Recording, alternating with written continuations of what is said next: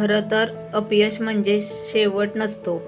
अपयश ही यशाची पहिली पायरी असते आणि यश मिळवण्यासाठी पहिले सूत्र म्हणजे कठीण परिश्रम असतात.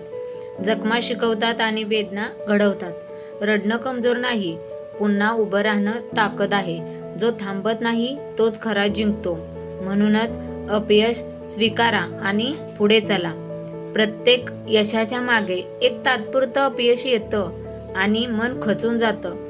पण अशाही परिस्थितीत जे लढायला शिकतात, झगडणे सोडत नाहीत, तेच खरे जिंकतात. अपयश येतं म्हणून ती गोष्ट टाळायची नसते. कसे यश भेटत नाही म्हणून करून बघायची असते.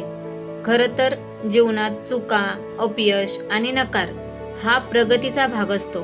कारण कोणीही यांना सामोरे न जाता यशस्वी होऊच शकत नाही. प्रत्येक अपयशामध्ये यशाचा एक नवीन धडा दडलेला असतो.